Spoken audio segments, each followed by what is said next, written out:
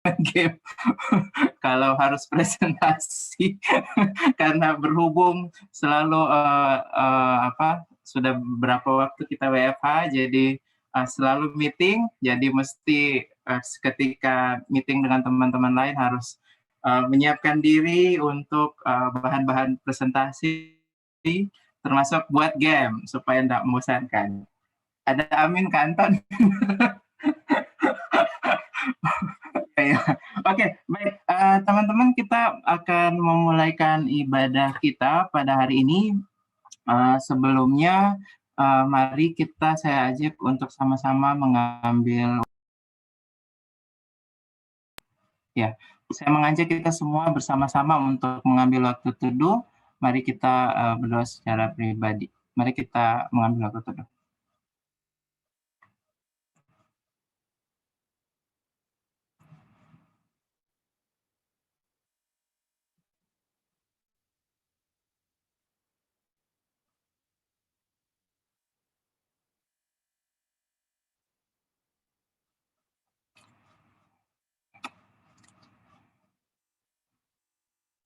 Amin.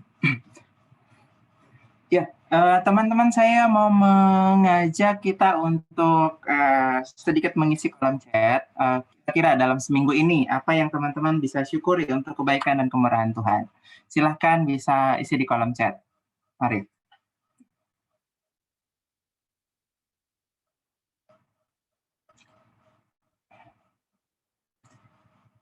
Apa yang teman-teman bisa syukuri dalam seminggu ini? Mari teman-teman kita bersama-sama mengisi kolom chat sebelah kanan. Multi bisa sehat kembali. Wah, fit ya. Thank you. Yang lain teman-teman, silahkan saya mengisi kolom chatnya.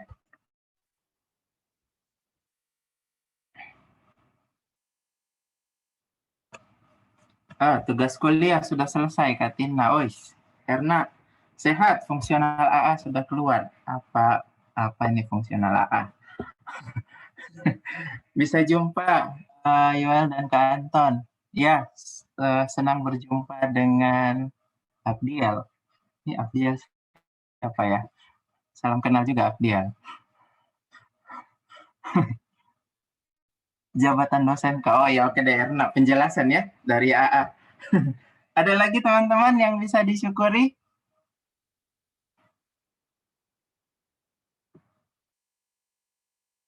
Bersyukur bisa ketemu kawan lama. Oke, ya ketemu lagi kawan lama. Kita bersyukur untuk kebaikan Tuhan. Oleh karena itu, sebelum memulaikan ibadah kita akan nyanyi segala puji syukur. Saya akan share screen dari sini, dan kemudian saya akan mute. Teman-teman bisa menyanyi dalam hati sesuai dengan pujian yang saya share screen. Kidung pujian segala puji syukur.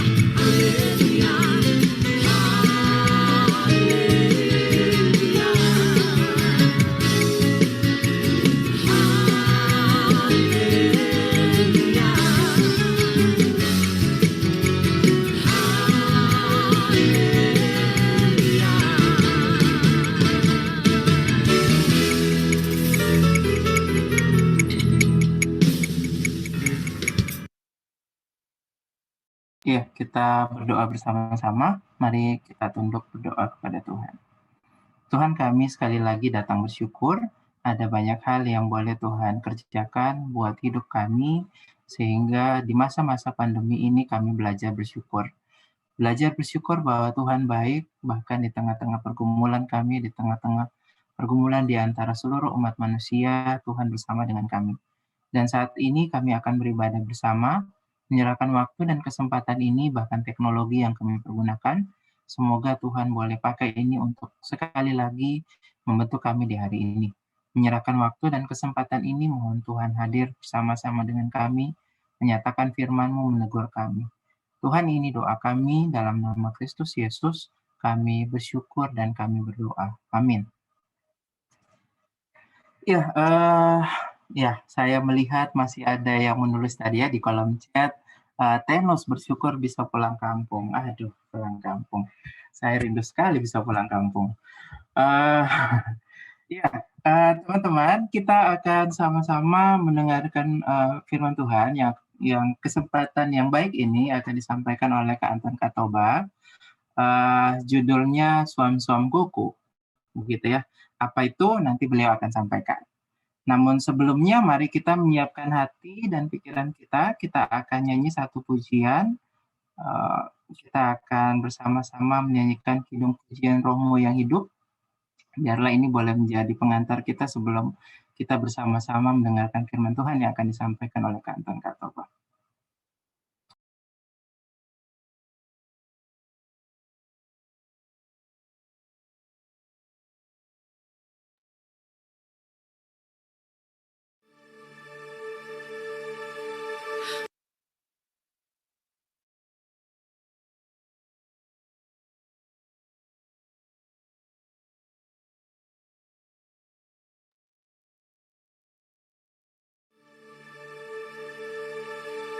Rohmu yang hidup penuhiku, mengalir dalamku.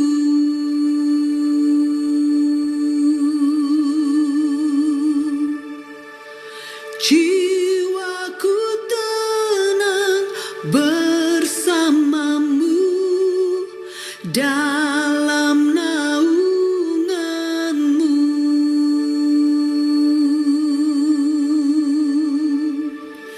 Ku buka hati untuk jamahanmu, berserah penuh di hadiratmu.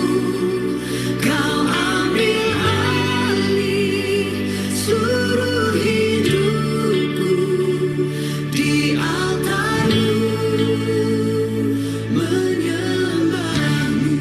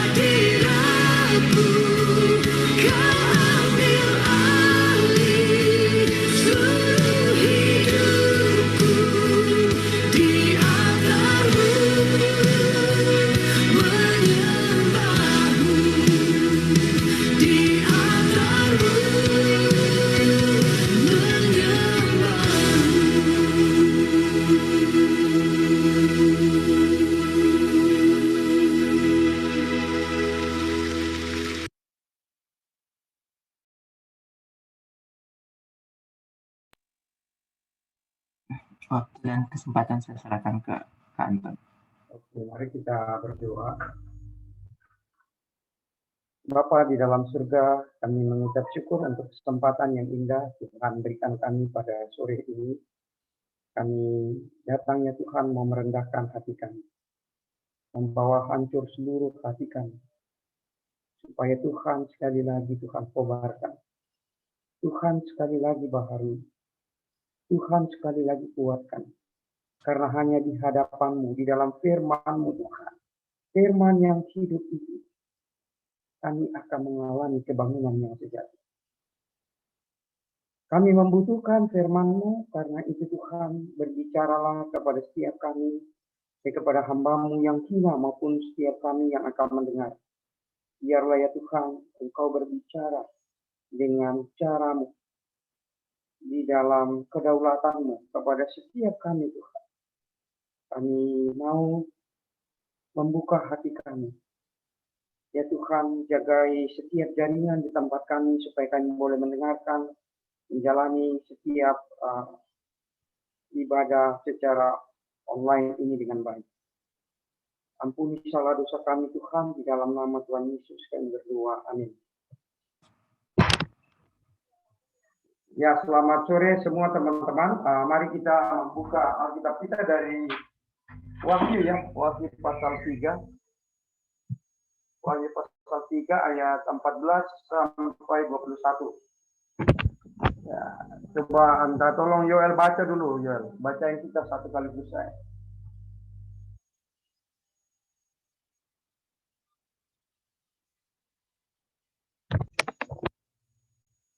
Maaf, tadi Wahyu pasal 3. Wahyu pasal 3 ayat 14 kepada jemaat di Laodikia. Ayat 14 saja Kak atau semua? Ya, sampai dengan ayat 21. Baik, teman-teman saya akan bacakan Wahyu pasal 3 ayat 14 sampai 22 ya. Ya, ada dua. Oke. Pada jemaat di Laodikia. Dan tuliskanlah kepada malaikat jemaat di Laodikia, inilah firman dari Amin, saksi yang setia dan benar, permulaan dari ciptaan Allah. Aku tahu segala pekerjaanmu, engkau tidak dingin dan tidak panas. Alangkah baiknya jika engkau dingin atau panas. Jadi, karena engkau suam-suam kuku dan tidak dingin atau panas, aku akan memuntahkan engkau dari mulutku.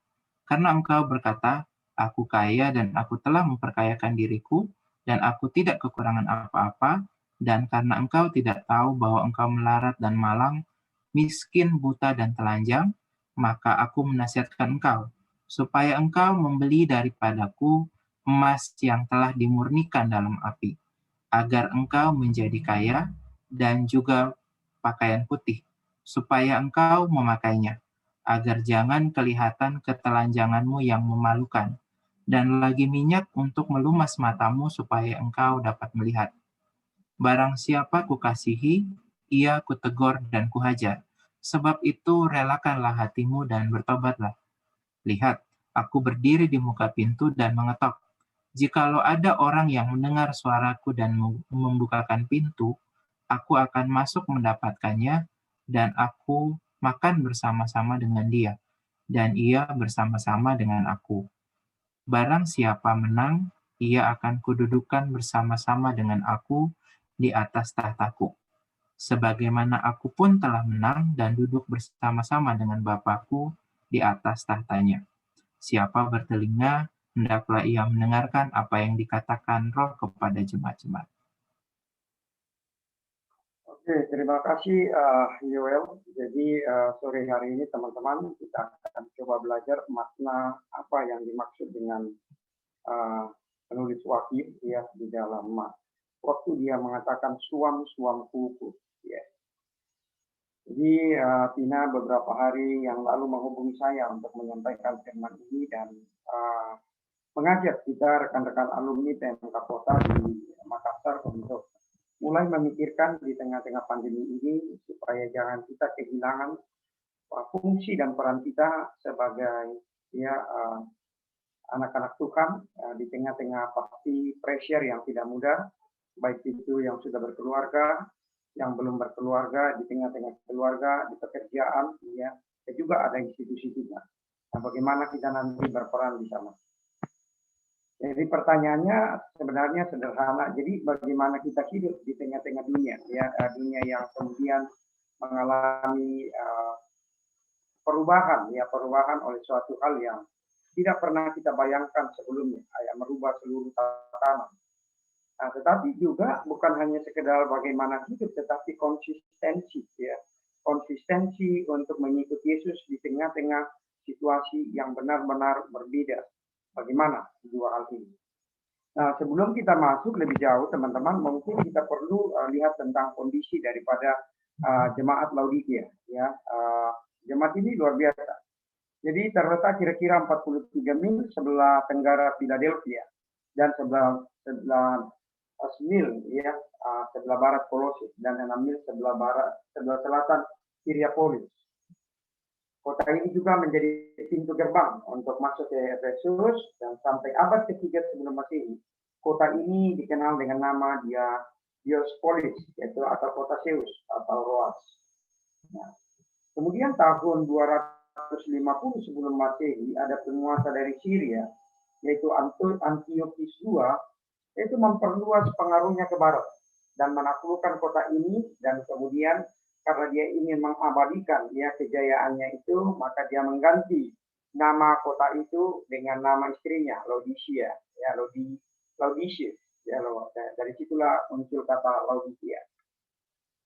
Nah, kemudian kerajaan Romawi memasuki wilayah ini tahun 133 sebelum Masehi dan menjadikan kota ini pusat peradilan dan administrasi, dan menjadi pusat perdagangan yang makmur dan berpengaruh. Nah, hanya kita lihat juga bahwa kota ini mengalami kemajuan dalam berbagai hal. Dia memiliki beberapa produk, ya, terkenal sekali, yaitu wall hitam, ada juga manufaktur pakaian sehari-hari dan pakaian mahal, dan salep mata yang efektif. Ya. Nah, kota ini memiliki sekolah kedokteran yang maju dan memiliki spesialisasi di dalam pengobatan mata dan telinga. Nah, karena itu dari kota ini kemudian terkenal dengan ada salep mata. Ya, Laodikia itu sangat terkenal dengan salep matanya karena adanya sekolah kedokteran, ya, kedokteran ini. Namun kemudian kota yang begitu maju, kota yang kemudian luar biasa perkembangannya ini mengalami kehancuran, ya, sebanyak 2 kali, yaitu 17 sebelum Masehi dan 62 sebelum Masehi. Nah, waktu kehancuran pertama itu mereka mendapatkan bantuan sepenuhnya dari pemerintah Romawi tahun 17, ya. Jadi bencana yang hebat itu menghancurkan, memperondakan seluruh kemajuan. Kemudian terjadi lagi tahun 62 sebelum Masehi. Nah, tetapi waktu itu berbeda. Jadi waktu tahun 62 itu berbeda dengan tahun 17. Tahun 62 mereka benar-benar menolak, ya, tawaran dari pemerintah Romawi untuk bantuan, dan mereka kemudian membangun sendiri dengan kekuatan mereka sendiri. Jadi kota ini sudah sangat maju, ya, dengan berbagai perkembangan yang ada. Karena itu mereka mereject, ya, tolak mentah-mentah bantuan dari pemerintah Romawi. Nah, ini saudara beberapa catatan dari Bapak Simon Kistemaker, ya. Nah, kemudian kalau kita perhatikan, ini dimulai dengan satu kalimat, aku tahu segala pekerjaanmu. Nah, di sini pekerjaan mereka tidak disebutkan seperti apa, itu mirip waktu menyebutkan, ya, di Sardis juga seperti itu. Aku tahu segala pekerjaanmu, tidak disebutkan, hanya dikatakan bahwa aku. Nah, aku ini siapa? Aku ini merujuk kepada yang benar. Aku ini merujuk kepada yang teguh, kokoh, dan layak dipercaya. Nah, kata ini merujuk kepada Allah yang amin, Allah yang setia. Nah, kata ini menuju kepada siapa itu yang mengenal mereka, yang mengetahui mereka, yaitu Yesus Kristus. Artinya apa, teman-teman? Bahwa pemilik jemaat mengenal, ya, miliknya. Dia sampai mengenal pekerjaan mereka secara detail. Nah, hanya pekerjaan mereka tidak mereka itu tidak sempurna, bahkan tidak layak disebutkan. Jadi kalau pekerjaan kita teman-teman sudah tidak lagi berfokus kepada Kristus, pekerjaan kita tidak lagi dinavasi oleh Injil Kristus. Nah, di sini saudara makin perlu kita untuk memikirkan, saya ini bekerja, ini untuk siapa? Talenta-talenta yang Tuhan percayakan kepada saya. Talenta itu kalau kita lihat di dalam Matius, saudara-saudara, itu bukan hanya sekedar karunia, tetapi talenta itu semacam segala bentuk kekayaan yang luar biasa, waktu, kekayaan, uang, keluarga. Jadi sesuatu hal yang waktu itu tidak ternilai harganya. Ya karena satu talenta itu bisa untuk 20 tahun upah kerja. Wah, luar biasa sekali. Jadi yang diberi satu itu tidak main-main. Ya. Dan padahal waktu itu teman-teman, budak itu tidak memiliki satu hak kepemilikan untuk memiliki sesuatu. Bahkan untuk dirinya sendiri aja dia tidak layak. Jadi mari kita mulai memikirkan sore ini. Ya, kita sudah lama mungkin selesai dari pelayanan kita di PMK Kota yang dulu penuh idealisme, yang dulu penuh dengan api, kobaran, antusias yang luar biasa. Sekarang sudah seperti apa, saudara, sampai hari ini? Apakah pekerjaan itu adalah pekerjaan yang masih sungguh-sungguh seperti idealisme yang kita doakan pertama kali? Saya percaya sekali bahwa teman-teman adalah orang-orang yang sungguh menggumuli dengan serius waktu itu, ya. Tetapi saudara, setiap kita ini bisa sekali cepat berubah.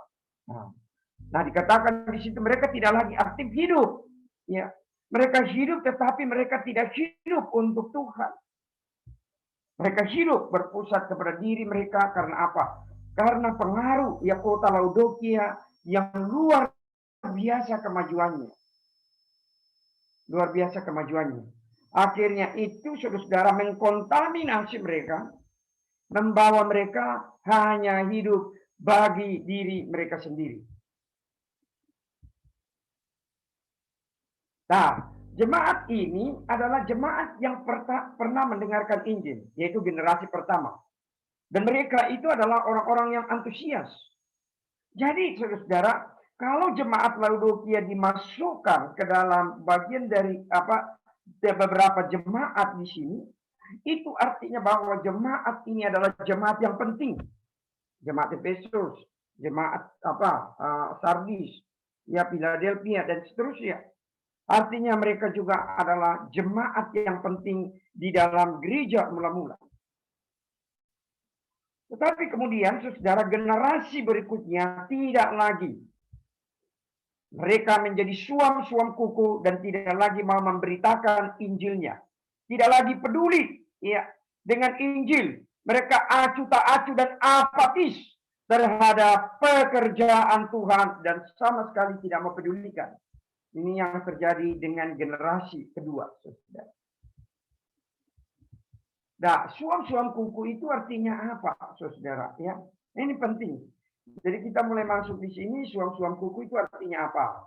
Suam-suam kuku itu, ini latar belakangnya. Jadi ada dia 6 mil di bawah Hierapolis, dan tadi dikatakan, dan juga 11 mil dari sini ke sini 11 mil. Jadi kira-kira dari Hierapolis ke Kolose itu 17 mil.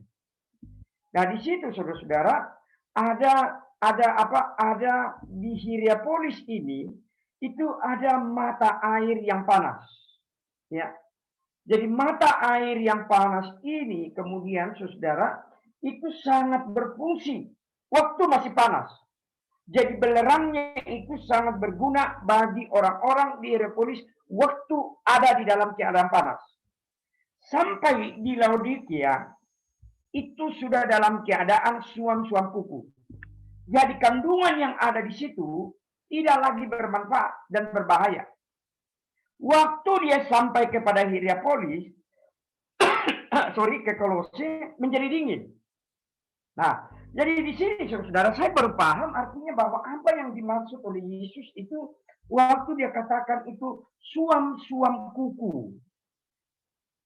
Jadi waktu dia panas, saudara-saudara, itu bermanfaat. Waktu dia suam-suam kuku, berbahaya. Useless. Tetapi waktu dia dingin, saudara-saudara, kandungan yang berbahaya itu tidak lagi berbahaya. Maka itu dia bermanfaat lagi. Maka itu dia katakan, alangkah baiknya kalau hidup Anda itu apa? Panas dan dingin. Kan tadinya kan kalau misalnya panas kan lebih dekat ke suam-suam kuku. Kenapa Tuhan lebih benci ke suam-suam kuku? Nah, justru karena di situ berbahayanya. Jadi yang mau ditekankan oleh Tuhan di sini adalah tentang kegunaan, tentang bermanfaatan. Jadi Tuhan sudah menilai hidup mereka, mereka masih hidup.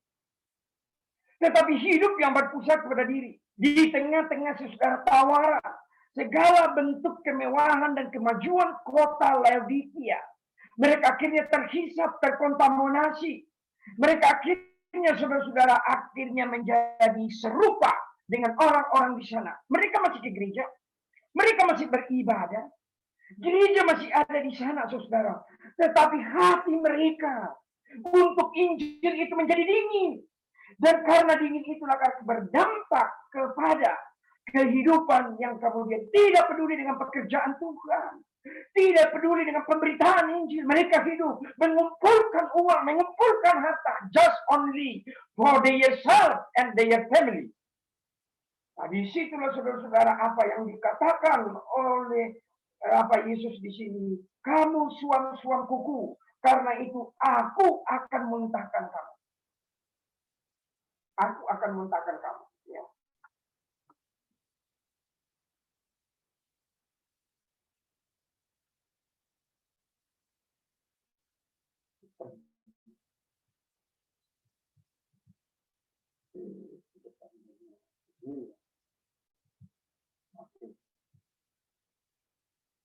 Jadi itu saudara-saudara. Jadi pada waktu air itu tiba di Laodikia, ya, air itu telah menjadi dingin dan kalsium karbonat di dalam air tersebut membuat mereka yang meminumnya, ya, menjadi saudara-saudara bermanfaat. Sebaliknya Kolose yang berjarak 11 mil diberi berarti dengan mata air, dengan air yang segar dan murni. Nah itu ya, itu tadi latar belakangnya yang saya jelaskan itu. Suam-suam kuku itu maknanya apa? Ya, jadi mata apa?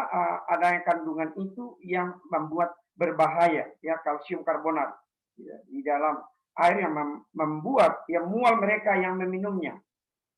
Jadi orang yang minum itu jadi mual. Jadi akhirnya tidak bermanfaat. Tetapi waktu sampai di Kolose jauh lebih panjang, nah perlahan-lahan kemudian itu mengalami satu proses alami dan akhirnya bisa diminum dengan segar. Ya. Nah perhatikan teguran Tuhan. Ya, karena engkau berkata, aku kaya dan aku telah memperkayakan diriku dan aku tidak membutuhkan apa-apa. Tetapi engkau tidak tahu bahwa engkau melarat dan telanjang, miskin dan buta dan telanjang. Mereka mengklaim diri kaya. Mereka mengatakan kami orang ada.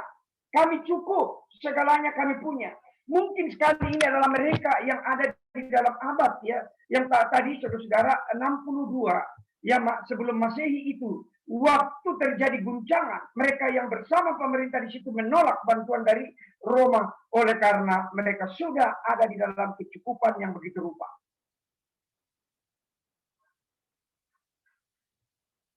Mereka kaya karena mereka mengadopsi nilai-nilai dunia. Ya, dengan kekayaan mereka, mereka tidak butuh, rasa tidak butuh Kristus. Ya, ke gereja itu, ya ibadah itu hanya semacam tempelan dan sebagainya. Tetapi perhatikan teman-teman. Di situ dikatakan, aku akan memuntahkan kamu. Artinya apa, saudara? Mereka belum dimuntahkan. Karena itu, saudara-saudara perhatikan di situ ada kesempatan untuk mereka diberikan bertobat. Perhatikannya di ayat berapa itu? Ayat 19. Barang siapa kukasihi, ia kutegur dan kuhajar. Sebab itu, relakanlah hatimu dan bertobatlah. Kalau Tuhan sudah katakan relakanlah hatimu, artinya Tuhan suruh untuk apa, saudara-saudara? Tuhan suruh untuk apa? Berpindah ini hati. Hati itu tempat segala berhala di sana. Sama dengan orang-orang Laodikia. Di tengah-tengah kemajuan yang luar biasa. Mereka sudah luar biasa, saudara-saudara. Terpikat oleh berbagai apa yang ditawarkan oleh dunia itu. Maka itu Tuhan katakan, relakan itu. John Calvin mengatakan, hati itu, saudara, adalah pusat daripada apa? Tempat memproduksi berhala. Dan kalau kamu perhatikan ya, ada dua di situ. Relakan hatimu dan bertobat. Artinya itu salah. Kalau disuruh bertobat berarti itu dosa. Jadi teman-teman, ya suam-suam kuku itu adalah dosa. Jadi kita menganggap bahwa apa? Kita masih pergi ke gereja. Kita masih melakukan aktivitas, mungkin masih kasih persembahan. Tetapi saudara-saudara, ya perhatikan bahwa kita menganggap bahwa kita tidak butuh Kristus lagi. Hanya sebagai tempelan. Nah, diperingatkan supaya bertobat. Nah, ini peringatan bagi kita para alumni. Ya, para alumni yang mulai bekerja, yang mulai dapatkan segala sesuatu, yang mulai masuk di dalam fase-fase kemapanan, saudara-saudara, kita perlu hati-hati. Ya, hati kita itu adalah apa? Hati kita itu adalah pencipta berhala. Berhala itu apa, saudara? Berhala itu adalah segala sesuatu yang mengikat imajinasi kita luar biasa.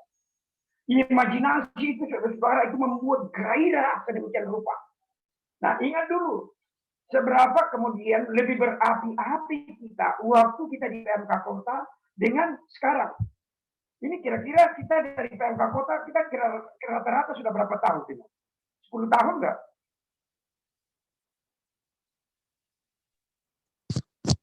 Ada, Kak. Ada 10 Ada yang tahun. lebih dari itu. Nah, mungkin teman-teman ini sudah ada yang punya posisi di kantor. Ya. Teman-teman perhatikan, itu ekonomi Anda akan terus-menerus maju. Ekonomi Anda akan terus-menerus bergerak. Pasti 5 tahun yang lalu different sekali dengan hari ini. Dan catat hari ini sampai 5 tahun pasti akan berubah. Nah, persoalannya, saudara-saudara, apakah saudara Injil itu masih mengobarkan Anda? Atau hanya sekedar apa ya, tempelan-tempelan biasa aja? Nah, ini yang ditegur. Jadi ini makna suam-suam kuku, ya. Jadi diambil dari latar belakang, ya. Mata air di Hierapolis itu yang kemudian waktu masih panas, useful. Sampai di Laodikia, saudara-saudara, suam-suam dan akhirnya waktu orang minum mual, tidak bisa diminum, tidak ada gunanya. Kemudian sampai di Kolose itu menjadi dingin dan akhirnya bisa diminum kembali. Jadi apa yang dimaksud dengan suam-suam kuku adalah hidup yang tidak ada lagi gunanya. Dan ini kegunaan ini, saudara-saudara, kategorinya siapa? Siapa yang bisa menilai bahwa hidup kita berguna atau tidak? Atas dasar apakah antum berbicara bahwa ini hidup berguna atau tidak? Yang pasti saudara-saudara dikatakan aku yang benar, yang amin. Di Allah yang setia. Jadi Kristus yang adalah yang akan menilai hidup Anda. Apakah Anda masih sungguh-sungguh hidup bagi Dia, ataukah Anda sudah suam-suamku? Nah, sehingga saudara dari sini kita lihat ya, bahwa ada saudara-saudara penilaian dari Tuhan. Apa yang dinilai kehidupan mereka? Dan saudara ada peringatan, disuruh untuk apa? Relakan hati yang memegang semua itu, yang menganggap begitu rupa hal-hal sedemikian itu. Relakan itu. Jikalau itu membuat Anda makin jauh daripada Tuhan. Jikalau itu membuat Anda, saudara-saudara, tidak bisa lagi beribadah kepada Tuhan. Jikalau di tempat pekerjaan itu Anda tidak bisa lagi bertumbuh. Oleh karena Anda begitu rupa dengan pekerjaan Anda. Relakan itu. Dan Anda bertobatlah untuk kembali kepada Tuhan. Untuk apa? Mulai bekerja. Mulai hidup sesuai dengan apa yang Dia mau. Nah, mulai hidup. Hidup seperti apa kalau begitu, saudara? Hidup seperti apa yang harus kita hidupi kalau begitu? Ya. Nah, Kehidupan seperti apa? Jadi kehidupan yang panas dan dingin. Yang keduanya bermanfaat bagi masyarakat. Yang kemudian saudara-saudara itu membangun society. Ingat di dalam Yeremia 29 ayat 7, ya, bahwa apa itu, usahakanlah kesejahteraan kota. Usahakan kesejahteraan kota, di mana Tuhan tempatkan kita. Jadi saudara-saudara bisa itu di dalam konteks yang paling kecil. Tempat kerja kita. Nah saudara perhatikan, panggilan kita adalah mengusahakan kesejahteraan kota. Menghadirkan shalom. Berinteraksi dengan culture. Tidak mungkin saudara-saudara untuk kita membangun kota itu kalau kita tidak mengenal culture-nya. Kita tidak bersentuhan dengan culture itu. Kita tidak mengenali culture itu. Apakah culture ini masih sesuai dengan Injil Kristus, atau culture ini saudara adalah berlawanan dengan Injil Kristus, atau culture ini adalah culture yang sungguh-sungguh tidak bersejalan dengan Injil Kristus. Nah, gimana caranya? Masuk. Bukan lihat, bukan tonton, tetapi masuk. Masuk benar-benar. Rasakan di sana. Apakah Injil Tuhan hadir di sana, atau saudara-saudara hanya semacam apa? Hanya ada kehidupan yang kosong. Nah, ini. Jadi ini panggilan kita, ya, untuk menghadirkan shalom. Ingat saudara-saudara, panggilan kita adalah panggilan Injil, ya, mandat Injil dan mandat budaya. Mandat Injil itu saudara-saudara apa? Untuk membawa semua manusia untuk mengenal Kristus. Mandat budaya itu saudara-saudara, perhatikan pekerjaan Anda, ya, di dalam Kolose 2 ayat 19. Apa yang dikatakan Tuhan di sana? Yang mendamaikan segala sesuatu. Artinya apa saudara-saudara? Tuhan saudara-saudara melihat pekerjaan yang Anda sudah gumuli, yang Anda saudara-saudara sudah kemudian bawa kepada Tuhan, bahwa disinilah Tuhan panggil saya. Itu saudara-saudara penting bagi Anda untuk mengerjakan pekerjaan-pekerjaan baik yang sudah dipersiapkan Allah sebelumnya. Pekerjaan-pekerjaan baik itu jamak saudara-saudara di dalam Efesus 2:10. Itu dipersiapkan Tuhan untuk Anda di sana. Untuk bukan hanya sekedar kumpulkan uang, kumpulkan kekayaan, tetapi bagaimana Anda saudara-saudara membawa dua panggilan itu sekaligus. Nah, bagaimana itu seni menurut saya. Banyak orang saudara waktu di tempat kerja dia tidak tahu. Ya, dia tidak tahu apa. Dia tidak tahu antara apa. Dia tidak tahu kaitan antara pekerjaan dia dengan relasinya dengan Injil. Nah, itu Bang Peter itu suatu saat waktu kami rapat bersama dia bilang, heran saya bahwa di bagian dia di BI itu, yang Kristen itu dikatakan 90-95% orang-orang yang Kristen maupun Katolik, dia tidak tahu related, hubungan antara pekerjaan dia dengan Injil. Saudara-saudara, kalau mereka tidak bisa baca Injil, mereka akan baca hidup Anda. Jadi bagaimana Anda saudara-saudara menggunakan waktu luang? Bagaimana Anda saudara-saudara menggunakan waktu-waktu kerja? Bagaimana Anda saudara-saudara berkreasi di situ? Nah, ingat saudara, perhatikan itu di dalam Kejadian 2 ayat 15. Ya. Untuk apa? Untuk mengusahakan dan untuk memelihara taman itu.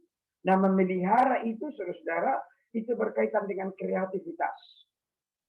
Jadi kalau Anda saudara hanya sekedar ya udah mengikuti ya semua job, semua aturan-aturan yang berkaitan dengan fungsi Anda dan Anda tidak pernah ada pengembangan bagaimana mengembangkan diri di sana, ya Anda hanya sekedar ya menjalani rutinitas. Nah, bagaimana supaya saudara pekerjaan di sana itu yang sudah jatuh di dalam dosa, itu Anda bisa kemudian berikan semacam counterculture. Ya, ada satu teman itu di mana? Di Makassar ya. Waktu suatu saat itu waktu sudah mau akhir proyek setiap tahun, dia disuruh bosnya untuk tanda tangan tanda tangan itu kira-kira 2 lembar surat, ya karena di dalam laci dia bilang kamu tinggal buka laci, di dalam laci itu sudah ada kira-kira 2 atau 3 amplop, isinya itu ratusan juta. So simple. Nah ini tantangan bagi alumni. Gampang sekali tinggal tanda tangan selesai. Itu aku pimpinan dari Boston. Jadi waduh bahaya sekali. Ini culture yang orang sudah anggap biasa hal itu. Hal-hal yang biasa. Dan makin lama dia katakan hampir give up, sudah hampir putus asa. Teman-teman bagaimana? Nah, Andy Murray itu saudara bagus sekali. Dia katakan, kalau kamu ada di sana dan kemudian kamu punya beban, kadang-kadang kita tidak bisa kerjakan sendiri. Nah, dia kasih contoh bagaimana Yesus untuk apa? Bagaimana Yesus untuk melakukan sesuatu di situ. Nah, teladan daripada Yesus itu, saudara-saudara apa? Teladan daripada Yesus itu adalah dia pakai apa? Sistem 120, 70, kemudian 12, dan 3. Dia katakan temukan 3 orang yang memiliki beban yang sama, cinta yang sama, memiliki tangisan yang sama untuk kondisi-kondisi. Dan dari sana saudara Anda bergerak bersama untuk mempertahankan konsistensi Anda. Dan dari sana bukan hanya mempertahankan, dia katakan saudara, untuk mencipta satu budaya baru. Nah banyak saudara-saudara anak-anak Tuhan di tempat kerja akhirnya useless, ya, suam-suam kuku karena apa? Tidak tahu lagi, tidak bisa lagi bertahan, sumpah jenuh dengan berbagai persoalan. Rasanya kok tidak ada rasanya ini kondisi pekerjaan, pergumulan di pekerjaan seperti mau mendirikan benang basah, bagaimana caranya? Nah dia katakan itu temukan 3 orang saudara-saudara yang dimana di sana kamu bisa berdoa bersama, saling menguatkan bersama, ya hal-hal seperti ini penting, tetapi yang setiap hari Anda bertemu itu adalah mereka. Temukan itu dan bersama-sama saudara berdoa bersama. Nah, sekarang mungkin pertanyaannya kalian akan tanya, bagaimana kalau different religion? Bagaimana kalau different belief? Nah, saya pikir itu saudara-saudara bisa kita pakai itu untuk loncatan untuk masuk lebih jauh. Nanti titik temunya adalah kita akan tanyakan reasonnya, kenapa ya kamu mau berdoa dengan saya? Kenapa kamu memperjuangkan ini? Nah, pasti itu masing-masing akan berbicara. Nah, disitulah titik poin yang membuat kita berbeda. Why we do it? Kenapa kita melakukan itu? Jadi bagi saya tidak masalah, saudara-saudara. Ya kan itu adalah semacam common grace, anugerah umum yang ditaruh kepada mungkin different belief, tetapi itu nanti bisa Anda pakai untuk masuk. Hanya persoalannya adalah saudara-saudara kembali lagi, ya. Jangan sampai kita suam-suam kuku. Hidup kita di tempat itu saudara-saudara tidak ada guna, membuat orang menjadi muak, membuat orang menjadi sakit, membuat situasi menjadi runyam, tambah runyam. Tetapi biarlah seperti di Hierapolis, seperti di Kolose, air itu saudara-saudara waktu panas, itu adalah useful. Waktu dia sampai di Kolose, waktu itu menjadi dingin, tetap useful. Begitulah saudara-saudara kehidupan kita dibutuhkan oleh society. Itulah panggilan kita, social calling kita, mandat budaya kita, yang kemudian itu bisa menjadi jembatan untuk mandat Injil. Setiap hari kita bersentuhan dengan mereka, saudara. Nah ini kesempatan luar biasa. Ya. Saya sebentar lagi itu akan kontak dia dan kemudian berbicara dengan dia. Karena dia bilang, saya sudah mulai dipindahkan ke tempat yang bukan bidang saya. Ya, bidangnya itu teknik dan dia suka di lapangan. Ya, dan dia sekarang ketemu dengan administrasi dan rasanya kok give up, tidak ada. Ya. Nah, saya rasa saudara-saudara Tuhan memperlihatkan kita itu untuk pasti kita untuk berpikir dan menggunakan segala sumber daya dan orang-orang di sekitar kita untuk bergerak bersama. Ya. Karena apa? Perhatikan saudara di dalam Kolose ini dia katakan untuk mendamaikan segala sesuatu. Artinya apa saudara? Pekerjaan Anda di bidang PLN, pekerjaan Anda di bidang peternakan, pekerjaan Anda di bidang LSM, pekerjaan Anda di bidang Di bidang mungkin itu di bidang pemerintahan. Itu adalah saudara mungkin di bidang agriculture, pekerjaan Anda di bidang education, pekerjaan Anda di bidang medis, itu penting bagi Tuhan dan Tuhan ingin tebus. Hanya persoalannya adalah apakah Anda masih hidup berkobar bagi Injil Tuhan di situ. Nah, saudara-saudara, sekali lagi di dalam wacana wahyu ini untuk tujuan apa? Untuk tujuan supaya apa? Untuk membawa kepada kota yang kudus, Yerusalem yang baru. Dia turun dari surga. Jadi kalau kita tidak mengambil bagian, hidup kita useless. Tidak ada gunanya di dalam society, saudara. Kita tidak akan pernah mengambil sukacita yang limpah ketika, saudara. Ini sejarah terus progres. Dan saya percaya, ya, yang sedang kisah yang terus-menerus bergerak maju, yang nanti akan mencapai puncaknya itu adalah di dalam Wahyu 21. Itulah yang akan tampil sebagai kemenangan. Mungkin saudara-saudara waktu Anda 10 tahun Anda mungkin meninggalkan PMK Kota. Ya, Anda mulai kehilangan idealisme Anda yang dulu begitu berkobar. Anda kemudian mulai terkontaminasi oleh berbagai filosofi, berbagai ya saudara-saudara way of life yang ada di tempat kerja. Karena setiap hari saudara-saudara Anda ada di sana. Ya, saya katakan kepada setiap alumni mahasiswa-mahasiswa saya di Petra, saudara, kalau kamu selesai umur 22 tahun atau 20 tahun dan kemudian kamu kerja, kamu akan pensiun 60 atau 65. Itu waktu kita habiskan paling banyak di tempat kerja.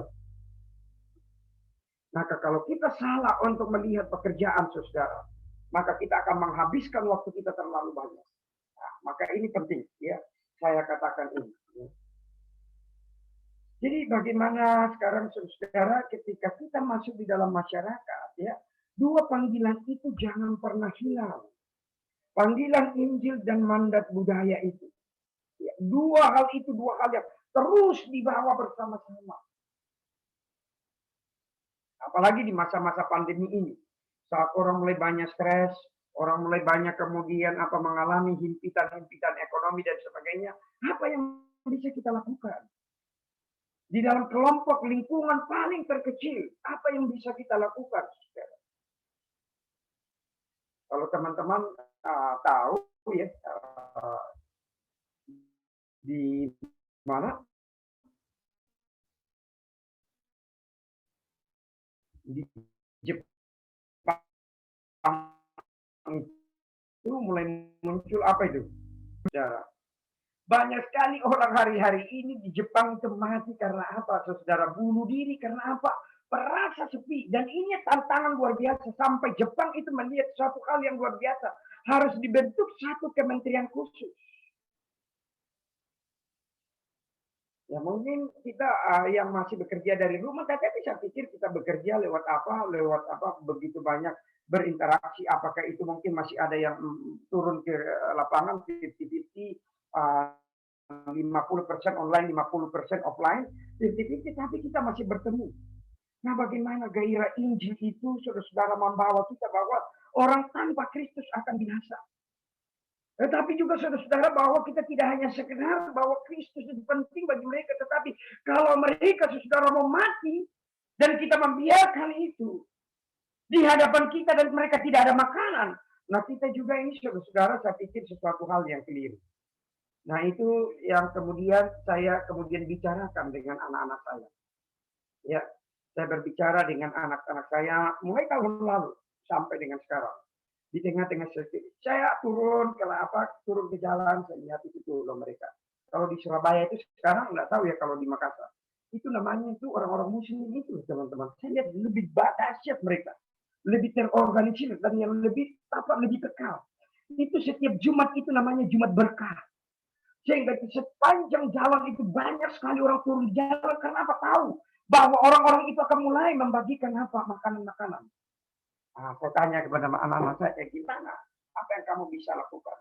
Nah, kami mulai melakukannya itu tahun lalu, saudara-saudara, itu waktu awal puasa.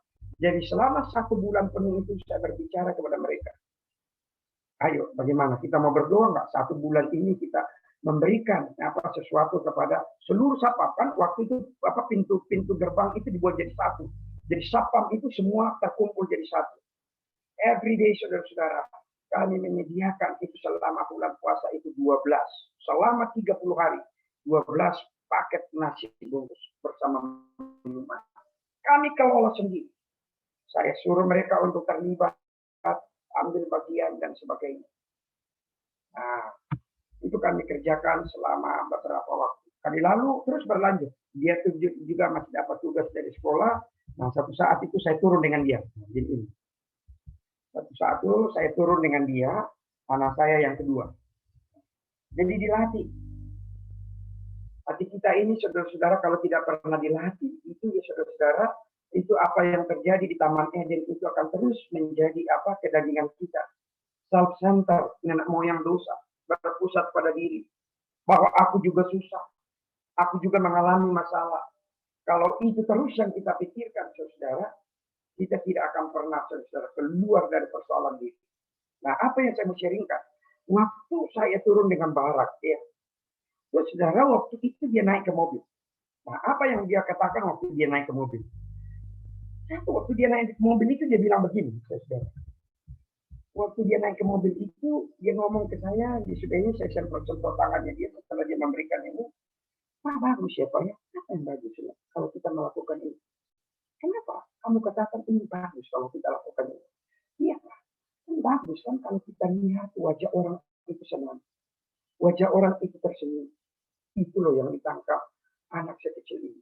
Dan itu saudara, omongan itu jauh lebih dahsyat berbicara kepada saya daripada khotbah-khotbah ini yang saya dengar atau khotbah yang saya bawakan sendiri. Wah, saudara, saya berhenti sejenak, saya tidak jalankan mobil, saya merenung dan saya meneteskan air mata.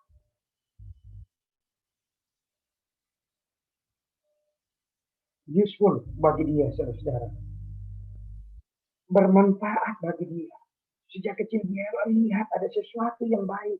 Menolong orang itu, membuat senang orang itu baik bagi dia. Tetapi kalimat itu pun berbicara kepada saya. Supaya mulai melihat apa yang saya bisa lakukan.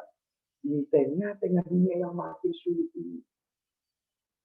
Apakah saya juga kembali kepada diri saya. Supaya saya bisa tetap bertahan. Dan membiarkan orang lain di sana. Ataukah kepedulian itu makin bisa. Makin bisa. Untuk apa? Ditingkatkan dan ditingkatkan. Saudara, dalam waktu dekat kami akan berdoa bersama lagi untuk apa? Ke kelompok mana kami akan lakukan itu. Dan pasti saudara, waktu bulan puasa nanti kita akan berdoa. Kita akan melakukan hal apa itu.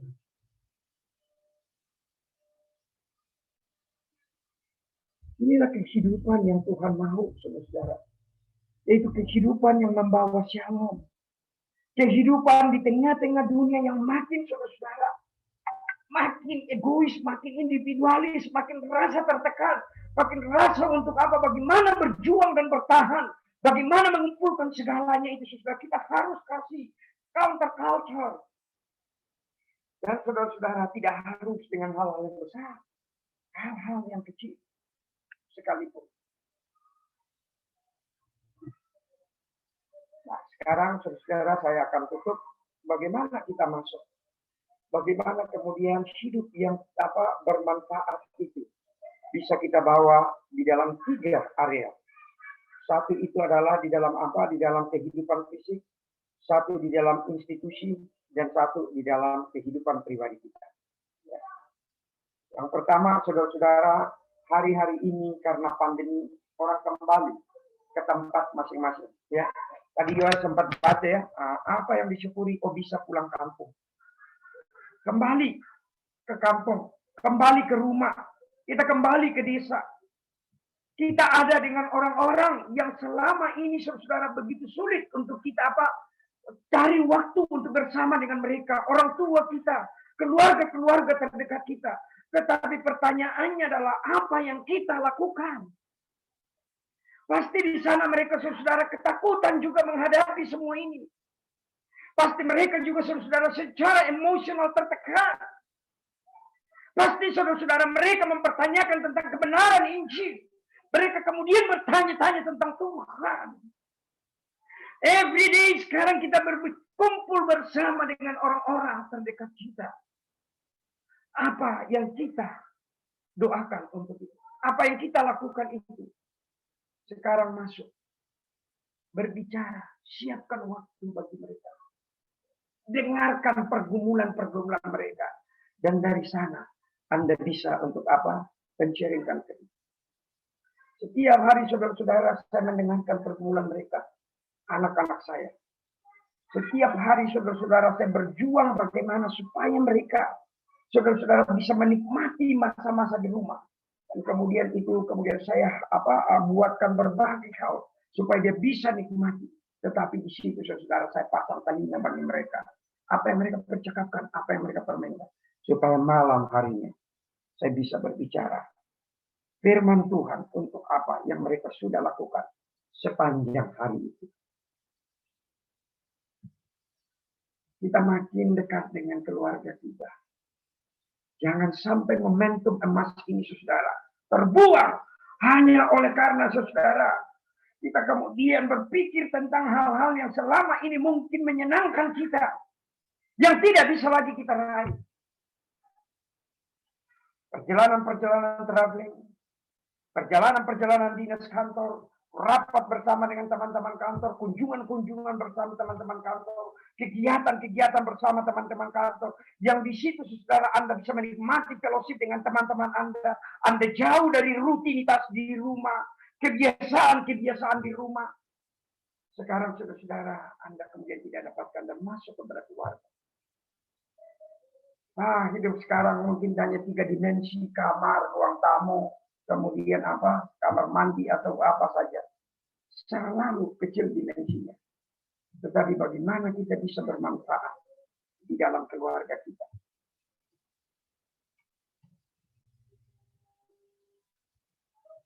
Nah, sekarang bagaimana kita hadir untuk institusi? Bagaimana dengan tempat kerja kita? Bagaimana dengan lembaga kita? Bagaimana dengan mungkin rumah sakit di mana tempat kita praktek? Bagaimana dengan gereja? Saudara-saudara mereka mengalami pergumulan yang sama hari-hari ini. Jadi saya mau bawa ini saudara berita dari Laodice ini bagaimana kemanfaatan kita di dalam konteks yang paling real, yang paling saudara-saudara paling kekinian. Pergumulan orang di tengah-tengah pandemi. Setiap saudara-saudara, saya PA dengan alumni. Setiap malam waktu kami berdoa, mengundang alumni-alumni dari gereja, saudara. Mereka semua stressing. Bagaimana saudara-saudara mereka berhadapan dengan situasi-situasi baru. Dan itu tidak mudah. Mereka mengatakan, saudara kita bisa online. Tetapi tidak semua orang-orang tua, manula, usia-usia emas, di rumah itu bisa menggunakan teknologi. Pergumulan bagi mereka. Itu jemaat mereka. Kita sharing, saudara. Kita berbagi. Mungkin ini yang bisa kita lakukan. Apa, saudara-saudara? Bahwa apa? Kita perlu membawa kolaborasi di sana. Kita perlu membawa kepedulian. Kepedulian itu sudah lahir dari hati. Kepedulian itu, saudara, bentuk dari cinta kasih. Bukan hanya sekedar hidup di situ, tetapi sungguh peduli. Kari, simpatos. Kata Yesus di dalam Ibrani 4:15, Allah yang simpatos. Allah sangat care. Dan kemudian dari sana, saudara-saudara, lahir kreativitas. Untuk saudara menolong orang, membantu orang. Karena mereka juga ada di dalam tekanan penderitaan yang sama. Jadi mari saudara-saudara kita jangan berpusat kepada diri. Mari kita saudara-saudara membuka mata lebar-lebar. Apa yang bisa kita kerjakan. Bagi gereja kita. Banyak gereja-gereja sulit sekali hari-hari ini saudara. Banyak saudara-saudara jemaat mereka hilang. Dan bagaimana kita menolong. Dengan menggunakan. Mungkin keterampilan-keterampilan kita di bidang teknologi untuk menolong. Berkolaborasi, mengambil bagian untuk itu. Dan itu dibutuhkan, saudara. Dibutuhkan kerja yang lebih lagi. Terakhir, saudara, supaya ini relate dengan apa yang terjadi di Laodikia. Jangan sampai kita saudara-saudara jiwa kita dibentuk. Jemaat saudara hilang. Oleh karena apa? Tidak ada lagi waktu untuk berdiam, untuk berdoa. Terus menerus di dalam kemajuan zaman. Bergulat bergelombang. Sehingga agama tinggal menjadi tempelan. Dan bahwa agama itu, bahwa apa pekerjaan Tuhan itu sudah lewat, sudah tinggal kenangan, sudah tinggal masa lalu. Itu bagian orang-orang tua kami dulu. Kami masih bolehlah melanjutkan itu, tinggal ibadah, tinggal kasih persembahan. Tetapi tidak ada lagi kedalaman, saudara-saudara. Ya, beberapa senior alumni di Jakarta pernah sharing begini, teman-teman. Kita perlu mawas diri. Banyak alumni yang dulu itu adalah para pengurus saudara-saudara camp, aktivis kampus yang begitu rajin. Tetapi saudara-saudara, keluarga mereka mengalami mereka terjebak di dalam mengejar harta kekayaan dan lupa lalai untuk daripada apa mereka, hati mereka, pikiran mereka menganggap bahwa sudah selesai dulu. Api itu sudah selesai, sudah ada, tinggal bawa ini. Mereka lupa bahwa saudara mereka bisa padam. Saudara-saudara, tekanan hari-hari ini begitu beratnya. Bagaimana hidup kita bisa panas? Bagaimana hidup kita bisa dingin? Bagaimana hidup kita bisa berguna bagi keluarga kita, bagi institusi? Itu adalah ketika jiwa kita terus-menerus mengalami kemajuan. Diisi, disegarkan, dikobarkan oleh firman Tuhan. Dan itu tidak mudah. Saya satu minggu ini saya ada persekutuan doa bersama dengan Kak Arianto Pakang. Saya sharing dengan dia. Dia bilang Kak Anton perlu diam. Kak Anton perlu berdiam. Iya. Beberapa kali ini saudara dia melihat bahwa emosi saya kurang stabil. Tetapi saya sharing ke dia. Dia memberikan masukan. Saudara kadang-kadang tidak kuat untuk menahan berbagai pressure. Tetapi saudara tabah di dalam Alkitab itu, di dalam Alkitab itu saudara membeku. Membeku itu artinya saudara tidak bisa ditembusi oleh apapun. Kokoh dia. Dan tidak mudah untuk apa? Tidak mudah untuk mengalami serangan apapun membeku. Ya. Jadi kalau hari-hari ini teman-teman, para alumni yang dikasihi Tuhan, kamu sudah saudara-saudara suam kuku, bingung, tidak tahu apa yang mau dikerjakan.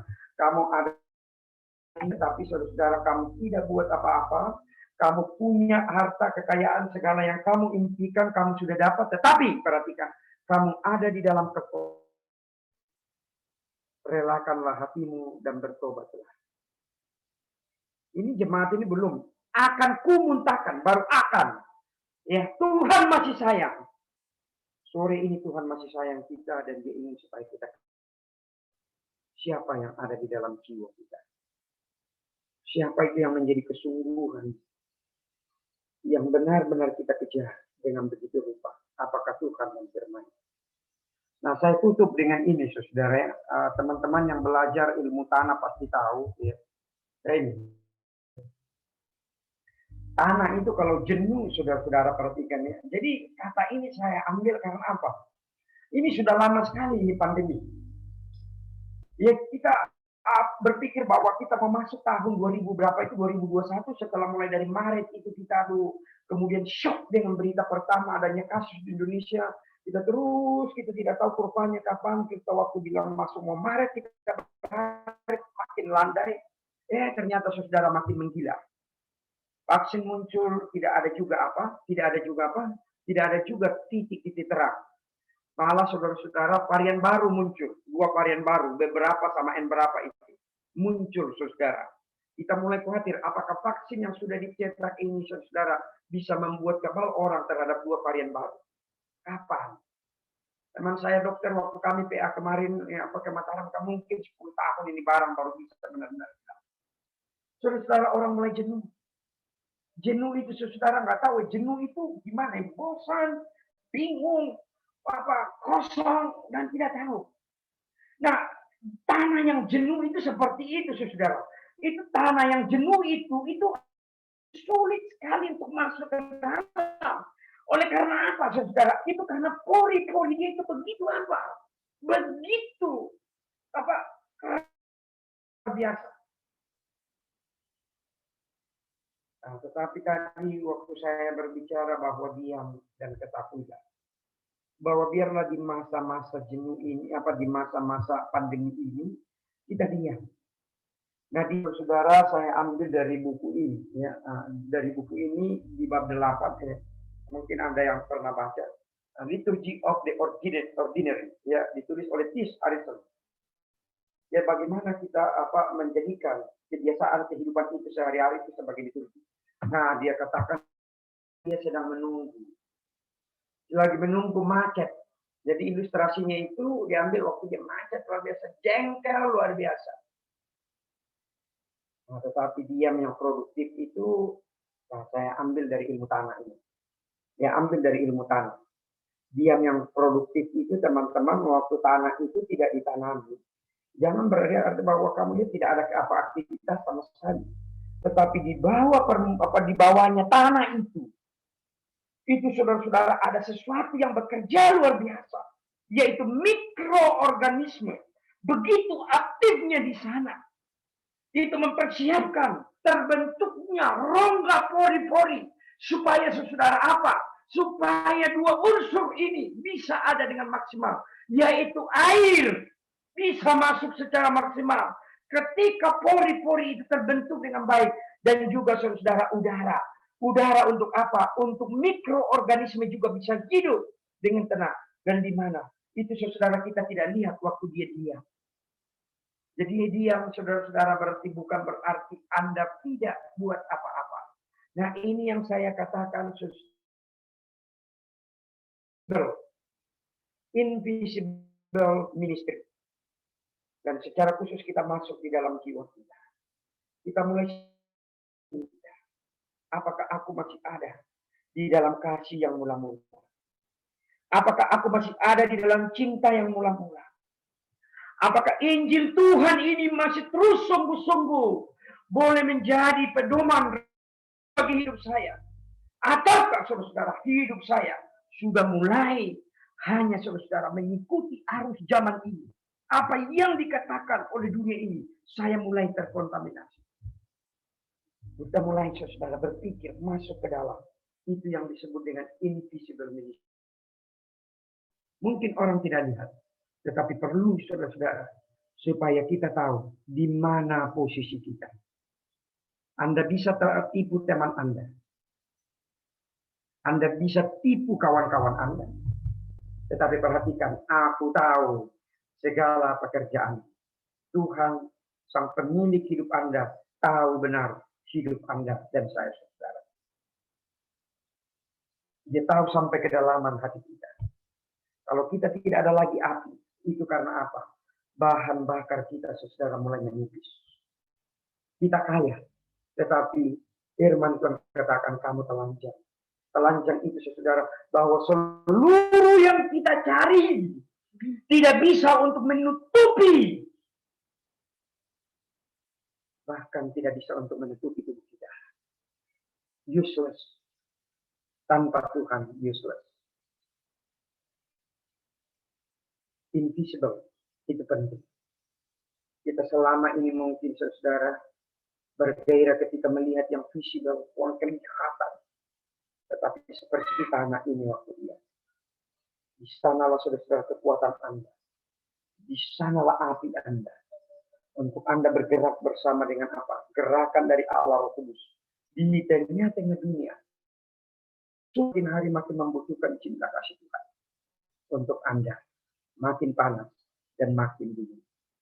Ya, artinya useful. Tidak suam-suam kuku, useless. Membuat orang mual, orang muntah. Kehadiran Anda, saudara, dianggap saudara hadir justru tidak ada guna dan sebagainya. Waktu Anda hadir di sana, membuat segala sesuatu jadi berbeda. Ketika hadir di keluarga, ketika hadir di institusi, dan yang terutama, hadirlah bagi diri Anda. Mari kita berdoa, minta Ibu Tina untuk mendoakan kita. Silakan Tina. Mari kita berdoa. Ya Bapa, Engkau yang menilai hidup kami. Engkau yang mengetahui kehidupan kami saat ini. Karena Engkau Allah, Engkau yang berdaulat. Engkau Maha Tahu. Kalau Tuhan mendapati kami sedang suam-suam kuku, tidak bermanfaat, tidak berguna bagi relasi kami dengan keluarga, bagi relasi kami dengan rekan-rekan kerja, bahkan bagi relasi kami yang lebih luas lagi, bagi masyarakat, bagi institusi kami, bagi lembaga kami. Tuhan, kami mohon ampun. Tuhan menolong kami, sanggupkan kami untuk memperbesar kerelaan hati kami. Biarlah kami boleh kembali pada roh kami. Kami boleh melihat dan merasakan kehadiran Allah di sana yang akan membangkitkan roh kami, yang akan memperbesar kerelaan kami, yang akan menguatkan kami dan mendorong kami, menyanggupkan kami untuk hidup seturut dengan kehendak Bapa, untuk hidup memuliakan Tuhan, untuk hidup jadi berkat bagi orang-orang yang kami jumpai di dalam keseharian kami. Terima kasih Bapa untuk firman-Mu yang begitu tegas dan keras berbicara kepada kami. Kiranya firman ini benar-benar menyatu dengan hati kami. Kami boleh berbuat sesuatu. Taat kepada apa yang Tuhan mau. Berikan kami kepekaan Tuhan untuk berbuat sesuatu. Berikan kami kepekaan untuk melihat apa yang harus kami lakukan di mana saat ini kami berada. Terima kasih untuk hamba-Mu Kak Anton. Kiranya Allah terus memberkati Kak Anton dalam tanggung jawab pelayanan dan juga keluarga bersama dengan istri dan anak-anak. Kiranya Allah terus melimpahi dengan kasih dan karunia-Mu. Ini doa dan kerinduan kami Bapa. Di dalam nama Tuhan Yesus kami berdoa.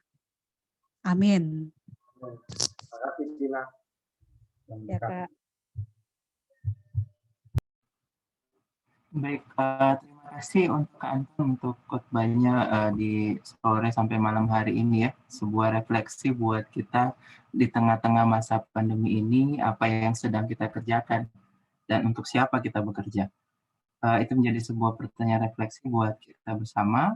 Kita akan menutup, sebelum kita doa syafaat, kita akan bersama-sama memuji Tuhan. Dalam pujian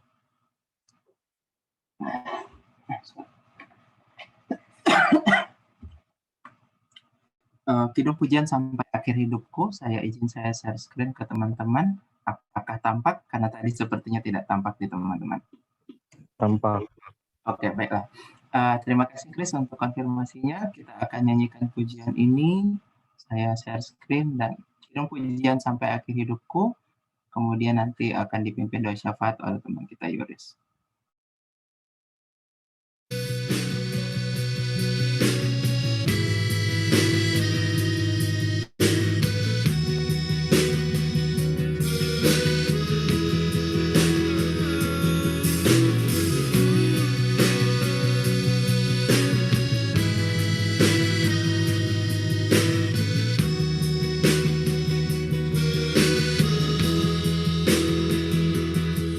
Bapa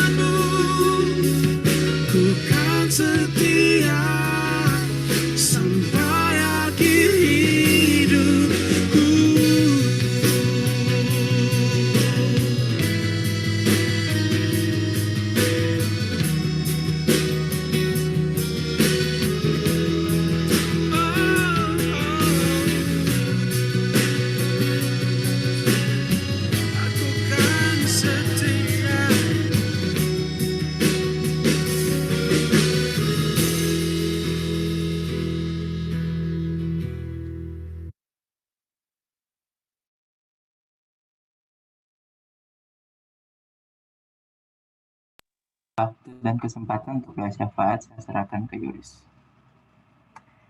Ya, terima kasih untuk kesempatan yang diberikan. Apakah suara saya bisa kedengaran? Jelas. Oke, baik. Rekan-rekan sekalian, mari kita satu dalam doa, kita berdoa. Bapa yang baik, Bapa yang ajaib, Bapa yang luar biasa, kami mengucap syukur kepadamu ya Tuhan, oleh karena pertolongan-Mu ya Tuhan, kehidupan kami saat ini semua karena anugerah Tuhan. Kami sangat bersyukur Tuhan berada di komunitas alumni PMK Kota Makassar, dan kami sangat bersyukur Tuhan untuk waktu dan kesempatan kali ini kami boleh beribadah bersama, kami boleh bersekutu bersama.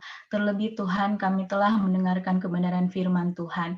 Kami sangat bersyukur untuk firman yang menguatkan dan meneguhkan kami pada malam hari ini. Terima kasih Tuhan untuk mengingatkan kami untuk tidak fokus untuk kesejahteraan kami, bahwa kehidupan kami sebagai alumni harus kami pertanggungjawabkan kepada Tuhan, bahwa kami perlu menghidupi panggilan Injil dan mandat budaya yang Tuhan sudah taruh di dalam hati kami. Mampukan kami Tuhan, berikan kami api yang terus berkobar, mampukan kami untuk melihat bagaimana kehidupan kami sebagai alumni, sebagai anak Tuhan, boleh terus memberi dampak, berbuah, menghasilkan buah yang dinikmati orang di sekeliling kami, dan terlebih Tuhan, menjadi kesaksian tentang Engkau Tuhan, yang ada dalam hidup kami, yang berkuasa dan memberkati kami. Terima kasih Tuhan, untuk Kak Anton yang boleh membawakan firman pada malam hari ini. Kami berdoa Tuhan terus meneguhkan dan menguatkan dalam pergumulan Engkau hadir Tuhan, dan menjawab segala pergumulan Anton baik dalam rumah tangga maupun dalam pekerjaan. Dan kami berdoa juga buat Yoel yang menjadi MC pada malam hari ini. Engkau juga yang terus memberi kesehatan, kekuatan, memberkati dia bersama keluarga dalam setiap pergumulannya Tuhan. Tuhan yang menjawab, dan Tuhan yang terus memberikan hikmat dan memberikan urapan baik buat Yoel maupun Kak Anton dalam pelayanan selanjutnya yang Tuhan percayakan. Terima kasih Tuhan. Kami berdoa untuk kami alumni Tuhan. Kami bersyukur Tuhan menempatkan kami di berbagai daerah. Kami percaya tidak secara kebetulan Tuhan membawa kami ke daerah-daerah tertentu, dan Engkau Tuhan yang menginginkan kami mengusahakan kesejahteraan kota di mana kami berada. Perlengkapilah kami ya Tuhan, urapilah kami ya Tuhan, berkatilah kami, mampukan kami untuk melakukan yang terbaik, baik dalam pekerjaan yang Tuhan percayakan, mampukan kami untuk terus menjadi berkat, mampukan kami untuk terus memberi dampak, dan juga untuk keluarga yang Tuhan percayakan, mampukan kami untuk terus menciptakan surga Tuhan dalam keluarga kami, mampukan kami untuk terus menjadi berkat dalam keluarga kami, mampukan kami Tuhan bertanggung jawab terhadap pasangan hidup kami, mampukan kami bertanggung jawab terhadap anak-anak yang Tuhan telah percayakan. Kami mau mempersembahkan semua yang terbaik untuk Tuhan dalam keluarga kami. Kami berdoa buat rekan-rekan alumni yang masih mencari pasangan hidup. Kami percaya ya Tuhan, Engkau terus memiliki rancangan yang indah buat kami semua. Engkau akan menolong, membukakan jalan, memberikan hikmat ya Tuhan, sehingga Tuhan alumni yang saat ini bergumul dengan pasangan hidup, Engkau akan jawab sesuai dengan waktu Tuhan. Engkau akan memberkati mereka, Engkau akan menolong mereka sehingga menemukan pasangan hidup yang tepat sesuai dengan kehendak Tuhan, bahkan membangun keluarga yang takut akan Tuhan. Terima kasih ya Tuhan, kami bergumul bersama saudara kami Cika ya Tuhan, yang saat ini sedang dalam perawatan. Kami mohon Tuhan Yesus memberikan pengharapan, sukacita, bahkan kesembuhan Tuhan. Engkau Tuhan sanggup melakukan lebih daripada yang kami pikirkan. Engkau Tuhan yang sanggup menolong kita dalam pergumulan ini. Berkati Tuhan setiap pengobatan yang diberikan. Semuanya boleh membawa kepulihan bagi organ-organ yang mengalami sakit penyakit. Dan Engkau Tuhan yang terus menolong keluarga yang menemani Tuhan. Sukacita, damai sejahtera, dan pengharapan boleh terus menjadi bagian dari Cika dan juga keluarga dalam pergumulan ini. Terima kasih ya Tuhan, terima kasih Yesus, terima kasih Roh Kudus. Kami berdoa buat staf yang hadir pada malam hari ini, buat Kak Tina dan Multi, Tuhan Yesus juga yang terus menolong mereka, terus mengurapi, memberkati, memberikan kesehatan, kekuatan, memberikan hikmat, apapun pergumulan mereka, baik pergumulan dalam pelayanan, pergumulan pribadi maupun dalam keluarga, Tuhan yang menjawab sesuai dengan kehendak Tuhan. Terima kasih Tuhan, terima kasih Yesus. Kami menyerahkan doa kami ke dalam tangan Tuhan. Hanya dalam nama Tuhan Yesus kami bersyukur dan berdoa kepada Bapa di sorga. Amin. Saya kembalikan ke Yoel. Terima kasih Yoris, boleh memimpin kita dalam doa syafaat. Sebelum saya keserahkan ke Multi untuk beberapa pengumuman, boleh saya minta teman-teman untuk open video, kita ambil foto bersama.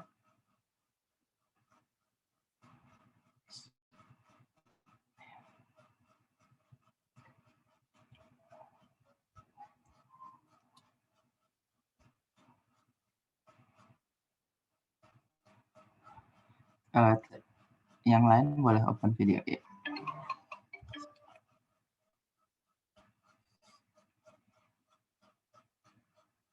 Tenos, wajahmu tidak kelihatan karena background. Kak Datu, Nelly, Cynthia, Tresia, Eka, boleh open video. Oke, Multi boleh bantu saya Kak foto Multi? Boleh ya? Oke, ya silahkan kasih kode aja Multi. Oh oke, Eka mati lampu. Ya, siap kakak-kakak. Saya hitung sampai 3. Foto yang pertama, Desmi, enggak kelihatan mukamu, naik-naik sedikit. Dulu lah, cantik-cantik dulu ya. Para apaan ada tuh? Wih, Kanton. Yang dulu left group nah. Left group. Siap. 1, 2. Mana Desmi? Udah mau ikut foto. 1, 2, 3. Cantik kah dulu, bah? Beganteng Yoel. Wih, gelap. Satu kali, Kelihatan muka cantikku. satu kali lagi kakak-kakak. Itu gelap muka lagi. Itu dulu pindah anu. Ya ampun. Satu kali lagi. Ini kalau gelap ya. Ya, gaya santai silakan. Ya, 1, Please. 2, 3. Oke. Oke, saya serahkan ke Multi. Silahkan, mungkin ada yang perlu disampaikan. Kanton. Selesai nih kan belum, Pi? Sabar, Datu, sabar. Sabar Kak. Sabar. Suara kok kedengaran ini Kak ya? Iya, kenapa penting? Iya, Waktunya Kak. sebelumnya Silakan, terima Multi. kasih banyak buat Kak Anton Kasih Multi sudah dan melayani teman-teman malam hari ini. semua. Terima kasih untuk sharingnya Kak, kembali meneguhkan kami semua. Terima kasih juga untuk Kak Yoel sudah mau menjadi MC. Terima kasih Kak. Terima kasih untuk Kak Yuris. Boleh jadi doa syafaat, pendoa MC syafaat malam andalan. hari ini ya. Semua MC andalan di sini Kak. Terima kasih juga buat kakak-kakak semua yang sudah join. Sangat bersyukur bisa kembali persekutuan bersama-sama dan juga teman-teman PMK Kota dan TPPM yang masih jadi pengurus. Terima kasih. Ada Nelly, ada Cynthia, ada Betli. Nah ini yang masih jadi pengurus kakak-kakak saat ini. Ya. Oke, jadi ada satu pengumuman. Sebenarnya penting tidak penting. Tapi penting bagi adik-adik yang mengikuti KAKIT, jadi hanya sekedar info. Ini ya Kak, saya share saja ya info ininya. Jadi sekedar info buat kakak-kakak bagi yang ingin mendukung buat adik-adik panitia pelaksana KAKIT. Jadi KAKIT tahun ini Makassar jadi tuan rumah. Dan salah satu kegiatan pencarian dana yang dilakukan oleh teman-teman itu jual baju. Ya, jadi penting karena ini untuk mendukung pelayanan juga adik-adik. Dan ya sebenarnya tidak pentingnya kayak gimana. Karena ada di tengah-tengah ibadah ini, tapi ini hanya sekedar info, siapa tahu ada kakak-kakak yang minat. Kemarin sudah info di grup, cuma kayaknya tenggelam karena banyak chat yang masuk, jadi hanya kembali mengingatkan.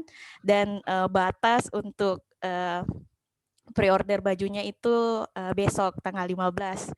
Ya, jadi ya bagi kakak-kakak yang minat, silahkan nanti bisa CP adik-adik yang ada di nomor ini atau bisa CP saya ataupun Kak Tina bisa di CP Kak. Siapa tahu tidak tahu nomorku, nomornya Kak Tina yang dihafal. Ya, oke, mungkin itu saja pemberitahuannya. Nanti kita akan ada lagi ibadah ya temu kangen di 2 bulan berikutnya. Dan tadi ada usulan dari Kak Tina nanti akan di